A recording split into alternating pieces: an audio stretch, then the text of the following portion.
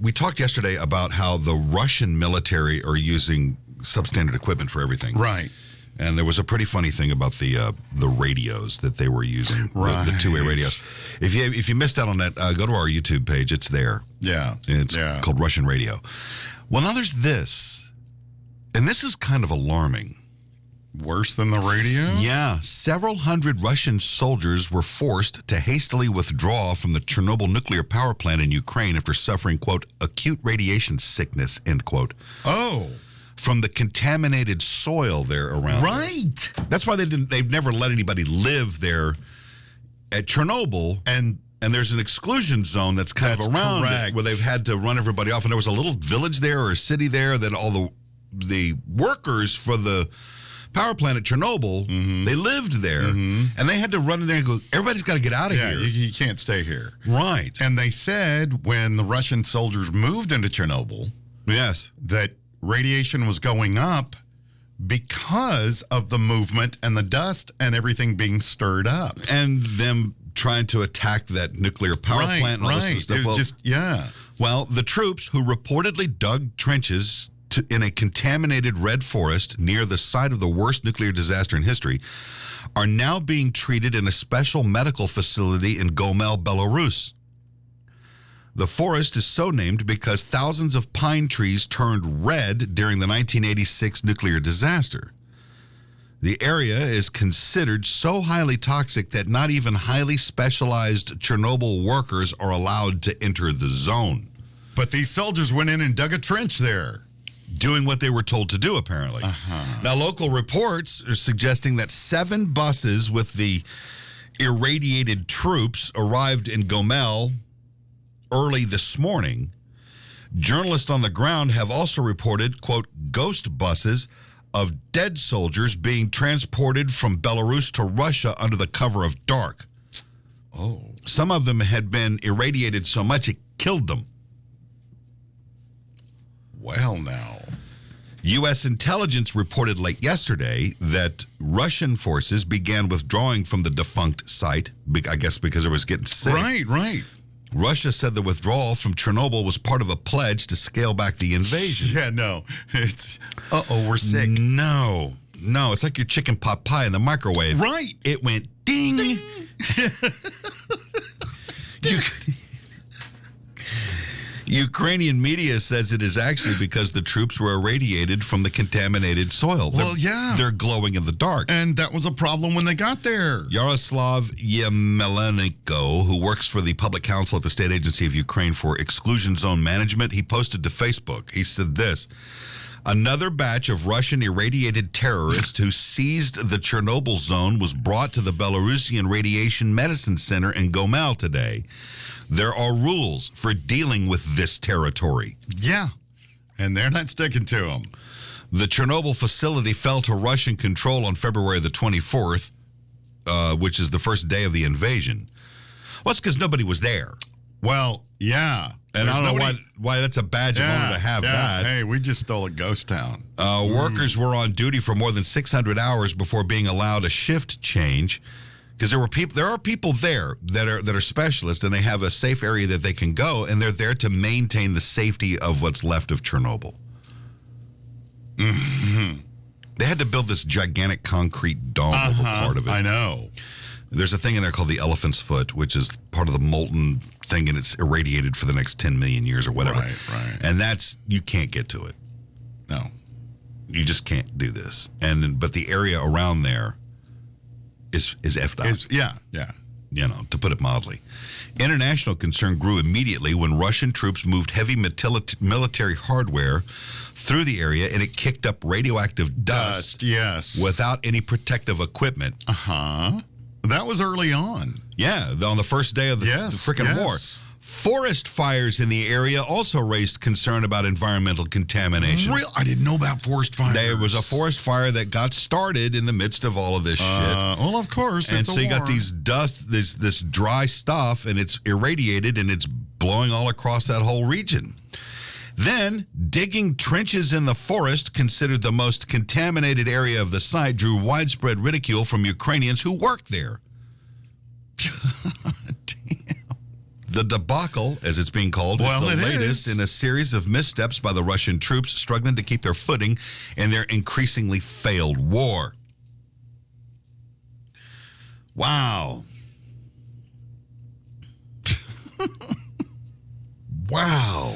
That is idiotic.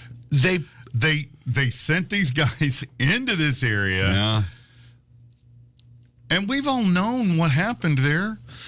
We've seen stories. There have been stories done on television about Chernobyl. Oh, we've talked about it for years. Decades, because this was the worst nuclear catastrophe ever.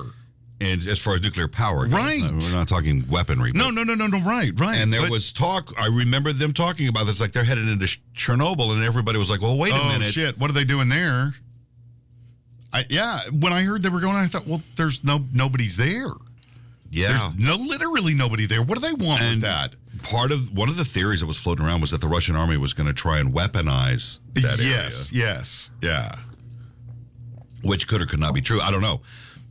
But it backfired because now you've got all of these sick soldiers that are going to die. Yeah, oh yeah. From all of this. And you have to wonder. I mean, come on. Look, we like to poke fun at the Russians a lot on this thing, and rightfully so. So you got these guys that are going in, and they know where they are. Right. There are signs that say, do not go here. Oh, yeah. Skull and crossbones shit, I've stay seen out. Signs, yeah. They know where they're at, and I bet you the leaders, the field leaders, are probably telling these guys, it's no big deal. Yeah. They put the signs up to keep people out. They just don't want anybody They're giving them false information. Yeah, sure. And I'm sure they're believing it. And apparently some of these guys have already died, so they're using the ghost bus thing, which is spooky. Yeah. Yeah, that really is. And the mobile incinerators and stuff. Right, right. That's part of that. Yeah. So now they're having to get out of there. I don't think we're going to ever know how many Russian troops died during this. No. Especially by this. This is... I'm not an expert in international law by any stretch of the imagination, but I would think this is certainly a humanitarian issue. Oh, God, yeah. Is it a war crime? I don't know. But it's a mess is what it is. It is. And it's tragic. And the thing is, even the commanding officers, I don't know why they went into Chernobyl. Because they were told to. Yeah, no, but why did they send anybody there? Maybe to weaponize the plant. That's what I'm wondering. That was the first thing I thought of when they went there, because I thought, well, there's nobody living there. There's people that work there, but they maintain it. They do maintenance, right? And they wear lead-lined suits. They're not. No, and aren't they? Chernobyl's huge. Okay. No, yeah. And it was only one small area that went down that caused this problem. Yeah. And I think there's a couple of other areas within that plant that still operates and still provides power, if I'm not mistaken. I don't know about that. I don't know. But I know that there are people that do maintenance they make sure it doesn't leak or anything like that. Right. And they're stay out of the forest over there. Right. And they're wearing proper suits and stuff. I've seen interviews with people that are in the area. And you can go do tours there. Oh, yeah. Probably not right now. Well, no, but during happier times. Yeah. I'd seen some videos from some of the YouTubers that have traveled. And gone to Chernobyl. And it's interesting. And you'll see the signs and stuff, and they'll say, we're still like 5 miles away from the actual. Right. You can't get anywhere near the plant. Yeah. Oh, no. And here, it's not so bad. And there's like these people that live kind of in and around there, and they'll say it's no big deal here. But they went into Chernobyl proper, and they're walking around a ghost town. Oh, absolutely. Like the old apartments. Yeah. And the playground. It's creepy. Creepy looking. Yeah. It's a post-apocalyptic area. It really is. If it weren't so irradiated, it'd be a great place to film a spooky movie, man. It is creepy looking. Well, one of the guys said that over the years, since that accident, nature has begun to reclaim a lot of it. Yeah, a lot of it. Yeah. So you got trees, you got all sorts of vegetation. Mm-hmm. There are animals. There's wildlife coming into town, right? Yeah. Right. Deer and the two-headed rabbits and stuff. It hasn't gotten to that yet,